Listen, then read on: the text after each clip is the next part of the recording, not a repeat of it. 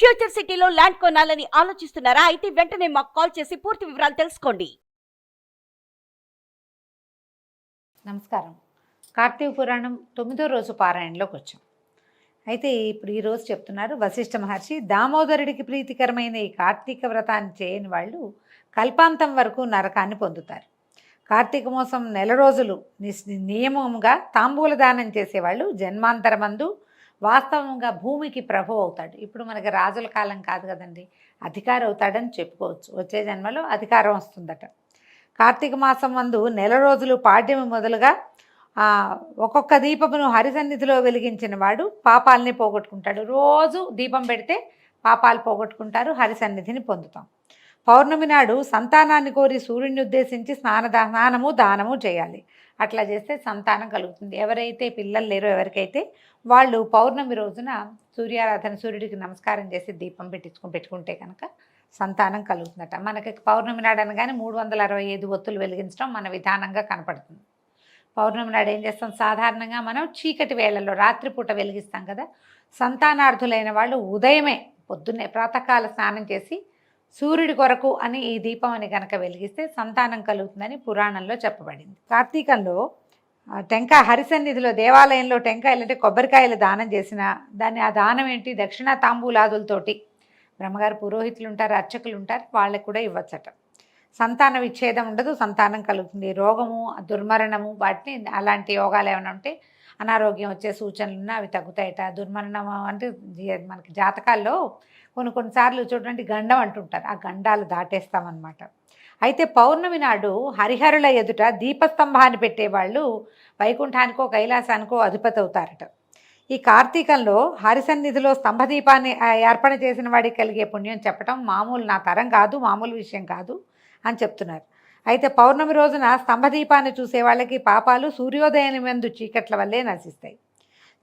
స్తంభాన్ని సమర్పించడం ఎట్లా, శాలిధాన్యము, వ్రీహిధాన్యము, నువ్వులు ఉంచి దీపాన్ని పెట్టాలి. స్తంభదీపం అంటే ఏమిటి, శిలలతో కానీ కర్రతో కానీ స్తంభాన్ని చేయించి దేవాలయం ఎదురుకుండా పాతిపెట్టి దాని మీద దీపం పెట్టేవాడు హరిభక్తి కలిగిన వాడు, హరిప్రియుడు అవుతాడు. ఈ స్తంభదీపం ఏమిటి అంటే, ఇది ఎట్లా మనం నేల మీద దీపాలు పెడతాం కదా, అలా కాకుండా ఎత్తుగా ఏదైనా ఏర్పరిచి ఎత్తు మీద దీపం పెడితే ఎక్కువ దూరం వరకు వెలుగు కనపడుతుంది. మనకి ఇప్పుడు ఏం తెలుసు, దేవాలయాల్లో మన ప్రాంతాల్లో అన్ని చోట్ల కూడా ఆకాశ దీపాన్ని వెలిగిస్తారు. ఇళ్ళ దగ్గర కూడా మా చిన్నప్పుడు అంటే ఆకాశ దీపం పెట్టే పద్ధతి ఉండేది.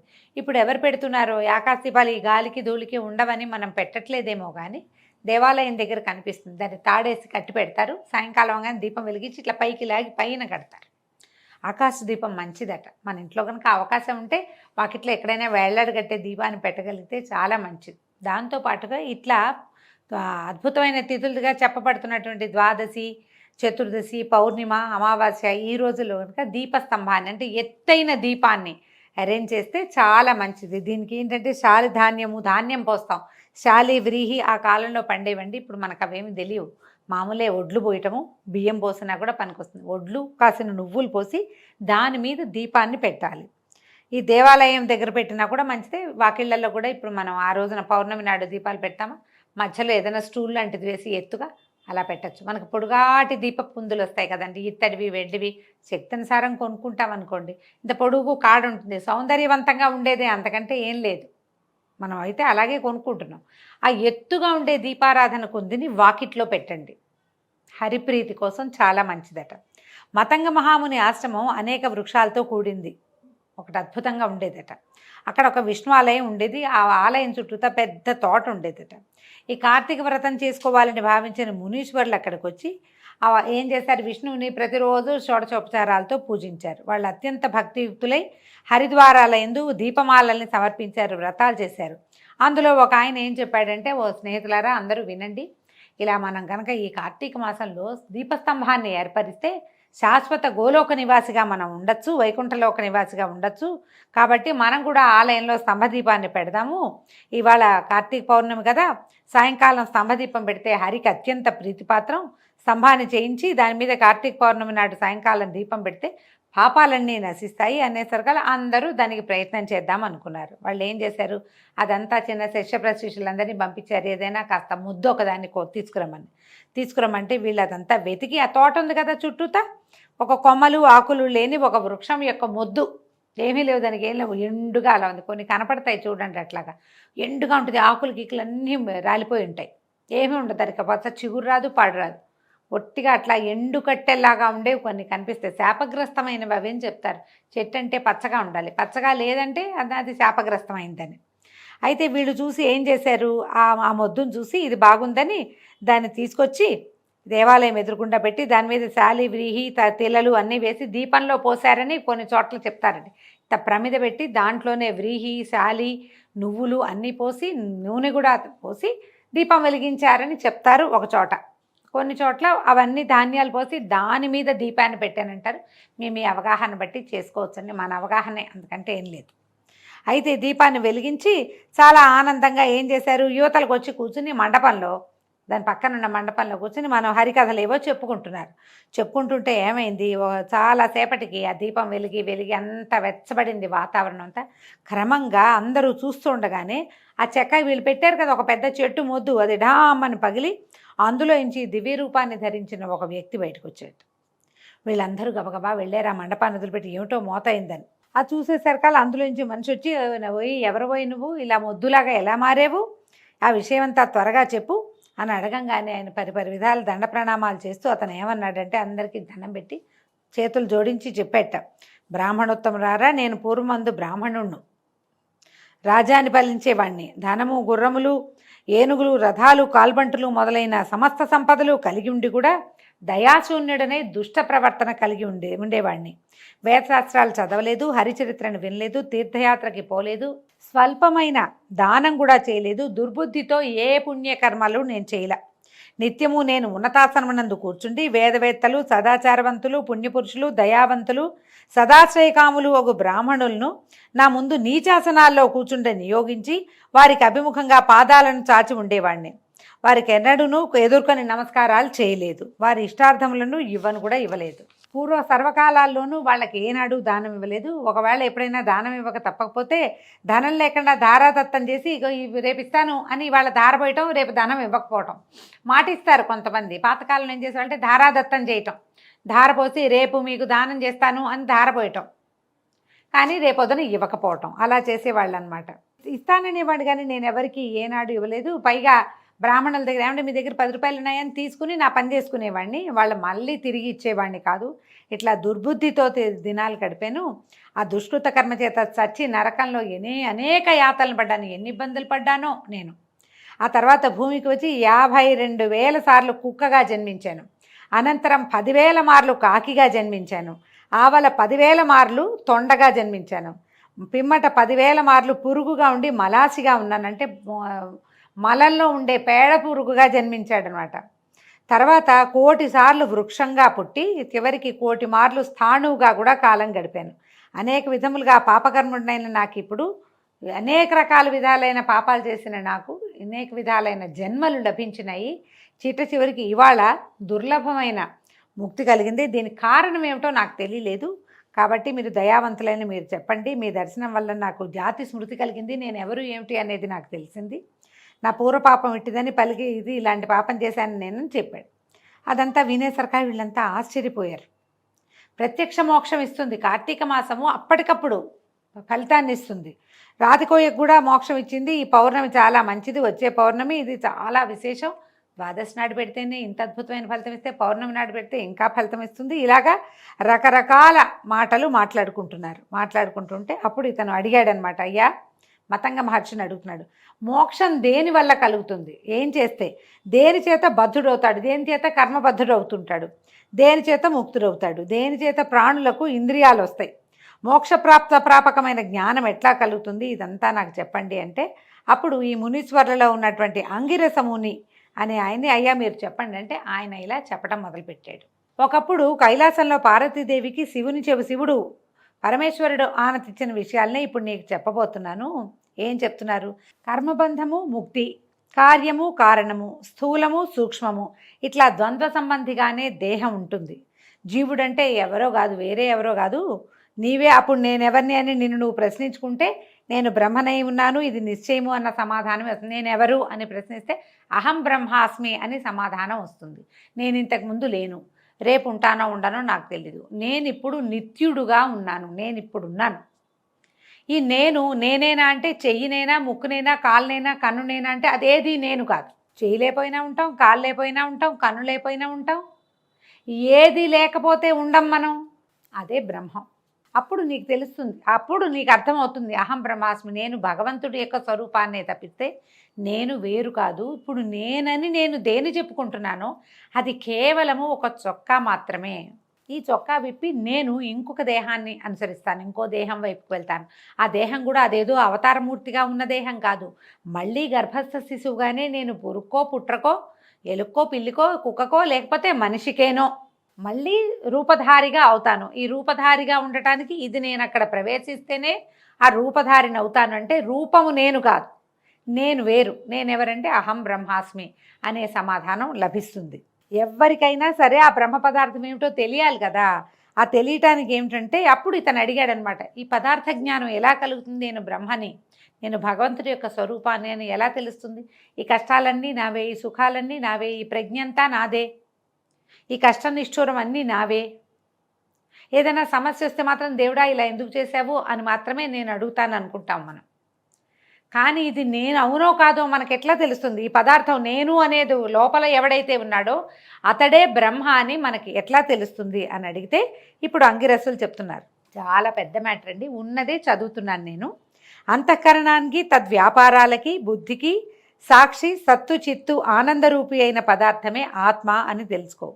దేహము కుండవలే రూపాధివత్తుగా ఉన్న పిండశేషము ఆకాశాది పంచభూతాల వల్ల పుట్టింది అయిన కారణంగా ఈ శరీరము ఆత్మేతరమైనదే తప్ప ఆత్మ కాదు. సింపుల్గా చెప్పుకుందామండి, రకరకాల పదార్థాలతో మన శరీరం తయారవుతుంది, కానీ ఈ శరీరము ఆత్మ కాదు. మరణించినప్పుడు శరీరం తగలబడిపోతుంది, లేదా మట్టిలో కలిసిపోతుంది. ఏదో ఒక రకాల విధానాల వల్ల, ఆయా జాతుల విధానాల వాళ్ళతోటి మట్టిలోకి వెళ్ళిపోతుంది. కానీ ఈ శరీరాన్ని నిలబెట్టి ఉన్నది ఏదైతే ఉందో అది చిలక లేచిపోయిందంటాం మనం, హంస వెళ్ళిపోయిందంటారు. హంస లేచిపోయింది, చిలక లేచిపోయింది. ఈ లేచి వెళ్ళిపోయినటువంటి చిలుకో హంసో ఇంకొక స్వరూపాన్ని తీసుకుంటుంది. అది తనంతట తను తీసుకోదు. ఎవరు తనకి రుణపడి ఉంటారో, లేదా తనెవరికి రుణపడి ఉందో, తన తాలూకు కర్మానుభవం ఏదైతే ఉందో దాని వశాత్తు, దాని ప్రభావం చేత అది ఏ రకంగా తనని తీసుకెళ్తుందో ఆ రకంగా ప్రయాణం చేసి, ఒకవేళ అత్యద్భుత కర్మాలు ఆచరించి ఉంటే గనక, ఏదైనా చాలా పుణ్యం ఉంటే స్వర్గాది లోకాలని అనుభవించటమో, లేకపోతే సాయుజ్య సామీప్య సాలోక్య సారూప్య ముక్తుల్లో ఏదైనా ఒకటి అనుభవించగలిగే అవకాశం కనుక లభిస్తే అక్కడికో, లేదా కర్మవశాత్తు తిరిగి జన్మించవలసిన కనుక అవకాశం కనుక ఉంటే, అవసరం ఉంటే ఆయా ప్రాణుల యందు, ఎలాగా పిపీలికాది బ్రహ్మ పర్యంతం, పిపీలికాది మానవ పర్యంతం, చీమ, పురుగు, పుట్ర, పాము, పిల్లి, ఎలుక, మేక, ఏనుగు, వీటన్నిటితో పాటుగా మానవులు కూడా, ఇవన్నీ స్వరూపాలే కదా భూమి మీద పుట్టేవి. అక్కడ సృష్టికి స్వరూపంగా అక్కడ మళ్ళీ జన్మిస్తుంది, అక్కడ జన్మిస్తాం మనం. ఇదే జనన మరణ చక్రం తిరుగుతూ ఉంటుంది. ఈ జనన మరణ చక్రం ఎప్పుడు ఆగుతుంది? మనకి కర్మలు నశించి పుణ్యబలం పెరిగితే ఆ సైకిల్ అక్కడ ఆగి మనం మళ్ళీ పుట్టవలసిన అవసరం లేకుండా ఏదైనా ఒక ముక్తి మనకి లభించవచ్చు. అయితే ఏ విధంగా అయస్కాంతమని ఇతరుల చేత ఆకర్షింపబడకుండా దేనికి వెళ్ళదు, అయస్కాంతం నుంచి ఉంటుంది. ఐరన్ ఏదైనా దాని దగ్గరకు వచ్చినానికి ఇది పోయి దానికి అంటుకుంటుంది కదా. అదేవిధంగా తాను నిర్వికారి అయి బుద్ధ్యాతులను సైతము తెలింపచేస్తున్న దాన్నే ఆత్మ అని చెప్తారు. దీనికి ఏమీ లేదు, ఆత్మకి ఏమి అంటదు. తామరాకు మీద నీటి బొట్టు, మనం చేసేవన్నీ మనవి. ఈ ఆత్మ బ్రహ్మ పదార్థం ఏదైతే ఉందో దానికి ఏది అంటదో అది అలా నిశ్చలంగా మనల్ని చూస్తూ ఉంటుంది, తన దారిని తను వెళ్తుంది. ఈ పంచకోశాలతోటి పుడతామా మనం, అన్నమయ, మనోమయ, ఆనందమయ, 5 కోశాలు ఉన్నాయి. ఈ కోశాలలో కొన్ని ఆత్మను అనుసరిస్తాయి, కొన్ని మనని అనుసరిస్తాయి. ఇందులో ఒకటి వెళ్ళిపోయి నరకంలో మనం చేసిన పనులకి శిక్షను అనుభవిస్తుంది, లేదా స్వర్గంలో మనం చేసిన పుణ్యాలకి దాన్ని అనుభవిస్తుంది. ఇట్లా విచిత్రంగా చెప్తారండి. ఇది ఎలా ఉంటుందంటే అందులోకి వెళ్తే కానీ మనకు అర్థం కాదు, వెళితేనే అర్థమవుతుంది. ఆ వెళ్ళాలి అంటే ఈ ప్రాపంచికమైన వ్యవహారాల మీద దృష్టి తగ్గిపోవాలి. మనకేమనిపిస్తుందంటే తెల్లవారితే ఆకలిస్తుంది, రాత్రి అయితే నిద్ర వస్తుంది. ఈ ఆకలిని నిద్రని మన పుట్టినవాడు జంతువు కూడా జయించలేరు. వాటిని జయించినప్పుడు మనకి ఇది అర్థమవుతుంది. దానికోసమనే మనకేం చేస్తారు, ప్రతి సంవత్సరం అంతా ఇలాగే ఉపాసన కాండ నడుస్తూ ఉంటుంది. ఈ రోజుల్లో ఈ పూజ చేయాలి, ఈ రోజుల్లో ఇది చేయాలి, ఈ రోజుల్లో ఉపవాసం ఉండాలి, ప్రతిరోజు నిత్యము ఇవి తప్పనిసరిగా చేయాలి, ప్రతివాడు దేవాలయ దర్శనం చేయాలి. ఇవన్నీ ఎందుకు చెప్తారంటే ఈ రోజువారీ వ్యవహారాల్లో నుంచి అప్పుడప్పుడు అయినా అసలు నేను ఎవరనే ప్రశ్న మనకు వచ్చేదాకా మనం ఇవి చేసుకుంటూ ఉండాలి. అందుకని ఏటా కార్తీక మాసం వస్తుంది. దీనికి అన్నం మానేయటం నిద్ర మానేయటం కాదు, అన్నం మానేసినా మానేయకపోయినా ఆలోచన పెంచుకోవాలి మనం. దానికోసం పురాణాదులుగా వింటూ ఉంటాం మనం, ఏదో ఒకటి పెద్దవాళ్ళు ఏం చెప్పారో విని దాని మీద ఇంకో కొంచెం ఆలోచిస్తే అసలు ఇది మనం ఇంత శరీరం కోసం ఇంత కష్టపడుతున్నాము, ఇది సాధారణంగా ఉండదు. ఇది మామూలుగా అసలు ఏదైనా విషయం ఎట్లా ఉంటుందంటే 6 రకాల పరిణామ క్రమాలు చెప్తారు. అసలు ఉండదు. మొదట మనం ఉన్నామా, లేము, ఎవరు లేరు ఇక్కడ, కానీ మనం పుట్టాం, మనలాగానే ప్రపంచం అంతా పుట్టింది. చూడండి, రెండోది పరిణామ క్రమంలో ఈ పుట్టింది ఏమైంది, ఇంత పుట్టాము, ఇంత ఉన్నాము లోపల, తర్వాత ఇంత అయ్యాము, 3 కేజీలు 2 కేజీలు అంతే ఉండిపోయామా, ఉండిపోలే, పెరిగాం కదా. ఇది 3వ పరిణామ క్రమం, పెరగటం. మీరు చెట్టు విత్తనం చూడండి, అది కూడా అంతే, మొదట ఏమి ఉండదు, తర్వాత వస్తుంది, తర్వాత పెరుగుతుంది. ఈ పెరిగిన తర్వాత ఏమవుతుంది, కొంత పెరిగాక బాగా వికసిస్తుంది. మనం కూడా అలాగే మంచి వికాసాన్ని పొందుతాం. ఈ 10 ఏళ్ళు 9 ఏళ్ళు అప్పుడు ఉన్నట్టుగా మనం 19, 22, 26కు ఉండం కదా. చాలా వికసించి అత్యద్భుతంగా బలంగా సౌందర్యవంతంగా చిన్నప్పటిలాగా కుతుకుతుమని ఊరికూరికి అనారోగ్యాలు రాకుండా పరిపూర్ణ వికాసంగా పరిపూర్ణ మానవులుగా పరిణమిస్తాం, పెరుగుతాం, మనం వికసిస్తాం. తర్వాత ఏమవుతుందంటే 50 వచ్చేసరికల్లా మెల్లిగా మోచేతుల దగ్గర స్కిన్ జారిపోతుంది, చెంపల కిందకి వస్తాయి, తలకాయ తెల్లబడుతుంది, కళ్ళ కింద చారులు వస్తాయి. ముందు ఇంతంత అన్నం తినేవాళ్ళం ఇంత అన్నంలోకి వస్తాము, మెల్లిగా క్షీణించడం మొదలు పెడుతుంది. చివరికి ఏమవుతుందంటే 6వ క్రమం చిలక లేచిపోతుంది. మీరు పువ్వు దగ్గర నుంచి ఆకు దగ్గర నుంచి ప్రతి విషయాన్ని చూడండి, అంతా ఇదే. కానీ మనం ఏమనుకుంటామంటే మనమగానే ఉన్నాం, ఇదంతా శాశ్వతం, ఇదంతా మామూలుగానే ఉంది, ఇదంతా మందే, ఈ ప్రజ్ఞ అంతా మందే, ఇదంతా మనమే చేసాం, మన తెలివితేటలతోటే ప్రపంచం నడుస్తుంది, మన సైన్సే, మన సోషలే, మన ఆస్ట్రానమీయే పనిచేస్తుంది అనుకుంటాం. ఏమీ లేదు, మనం పుట్టాం, ఉండం, పుడతాం, పోతాం, ఇంతే. ఇది శాశ్వతమైనది.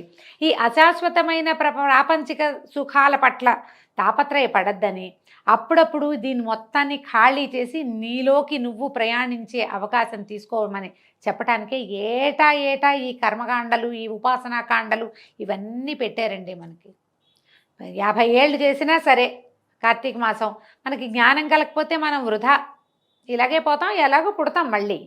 ఆ పుట్టే క్రమాన్ని మనం దాటాలంటే ఇలాంటిది ఆలోచించాలి, అర్థం చేసుకోవాలి. ఈ ఆలోచన కోసమనే మనకి పురాణాల్లో ఇలా చూడండి, ముందంతా ఏదో ఆటకైతనపు కథల్లాగా కనపడుతుంది. క్రమంగా మనకి ఉపాసన ఇది వచ్చేసింది. నిన్ను నువ్వు తెలుసుకో, ప్రత్యేగాత్మ భగవంతుడెవరు, నీ నుంచి ప్రత్యేకమైన వాడెవడు, నువ్వెవడివి, ఇలాంటి ప్రశ్నల్ని అడిగేవాళ్ళు చెప్పేవాళ్ళు కూడా మనకి కనిపిస్తారు. అందుకని ఏం చేయమంటున్నారు, దీన్ని తెలుసుకోవాలి. అహం బ్రహ్మాస్మి అనేది నేనే భగవంతుని యొక్క స్వరూపాన్ని అనేది మనకి అర్థమయ్యే వరకు ఏం చేయాలి, శమదమాది సాధన సంపత్తితో శ్రవణ మననాదికాల్ని ఆచరించాలి. ఈ శమము దమం, నిశ్శబ్దంగా ఉండటం, ప్రశాంతంగా ఉండటం, పూజ చేసుకోవటం, ధ్యానం చేసుకోవటం, నియమంగా ఉండటం, పొద్దున్నే లేవటం, సూర్యోదయాత్ పూర్వమే లేవాలి. దానికి స్నానం ఏం చేయాలంటే ముందు రోజు రాత్రి పెందరాళే పడుకోవద్దు మనం.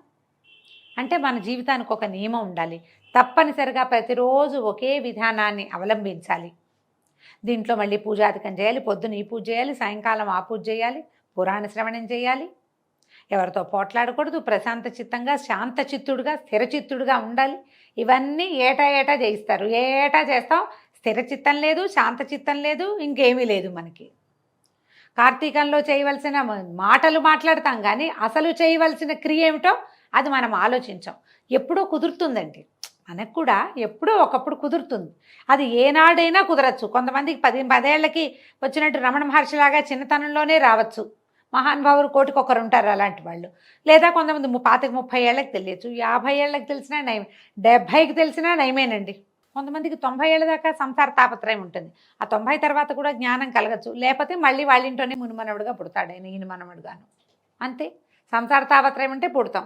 తాపత్రయాన్ని అణుచుకోగలిగామా మనం ఇందులోకి ప్రవేశిస్తాం.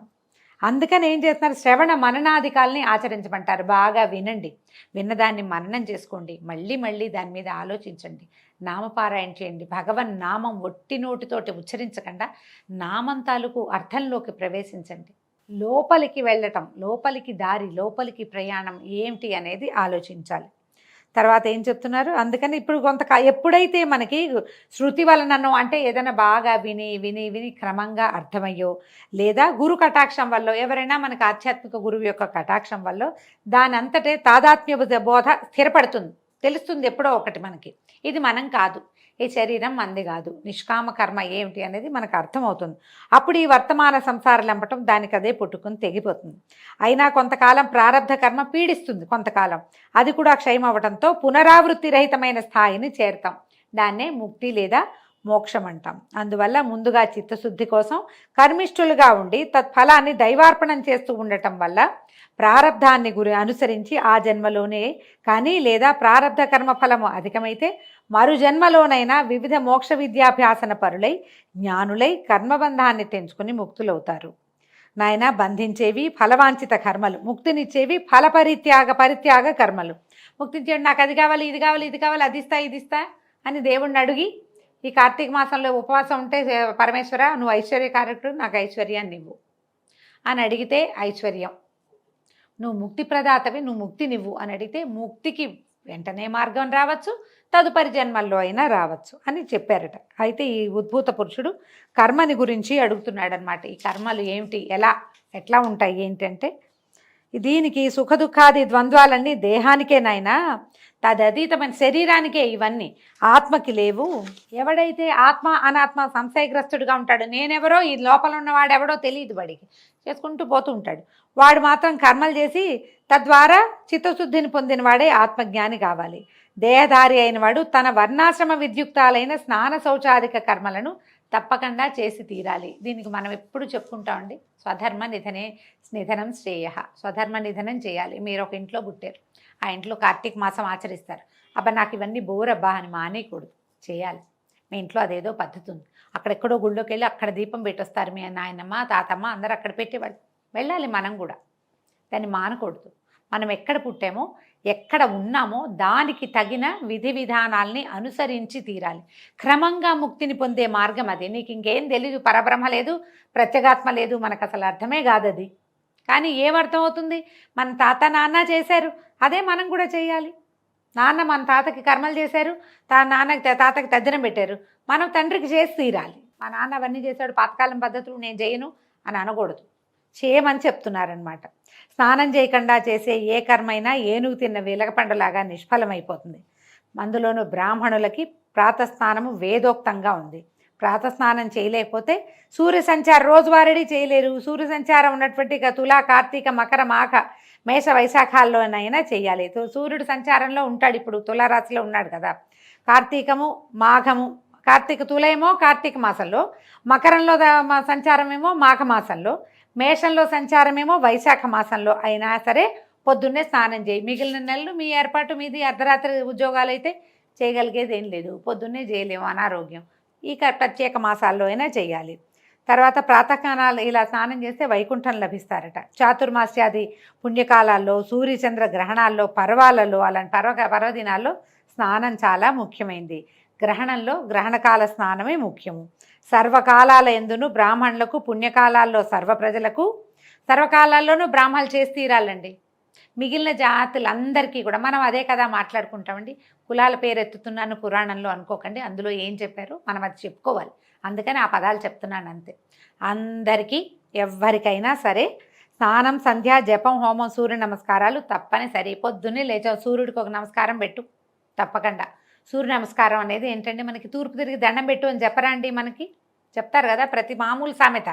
తూర్పు తిరిగి దండం పెట్టు, పని అయిపోతుంది. ఎప్పుడైనా ఒకసారి దేవాలయం వెళ్ళాలి, ఎప్పుడైనా ఒకసారి పుణ్యతీర్థాలకు వెళ్ళాలి, ఎప్పుడైనా ఒకసారి నదీ స్నానం, ఎప్పుడైనా ఒకసారి సముద్ర స్నానం, ఎప్పుడైనా ఒకసారైనా దీపారాధన మనిషన్న వాడు చేసి తీరాలి అని చెప్తున్నారు.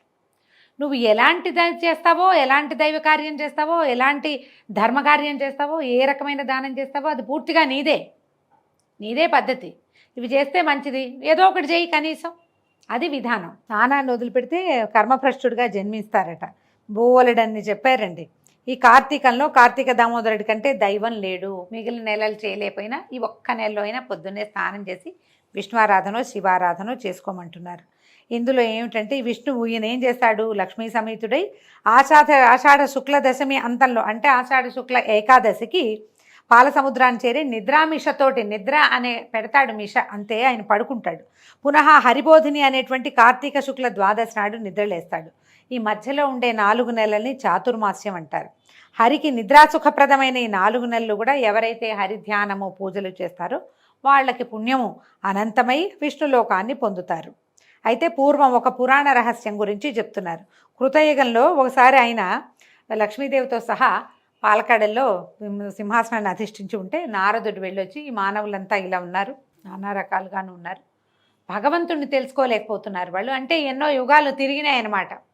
తిరుగుతూ ఉన్న క్రమంలోనే కృతయుగంలో అడిగితే అప్పుడు విష్ణువు ఏమన్నాడంటే మానవులని మనం పరీక్షిద్దాం, మానవులకి కొంత జ్ఞానబోధ చేద్దామని లక్ష్మీ సమేతుడై ఆయన గంగా తీరంలో ఒక తీర్థానికి చేరాడట. ఆ తీర్థానికి చేరిన తర్వాత విష్ణువు ఎలాంటి భావాల్ని పొందాడు, ఆయన ఎలాంటి మోక్షప్రదమైన విషయాలని మానవులకి తెలియజేశాడు. మనం రేపటి భాగంలో తెలుసుకుందామండి. నమస్కారం.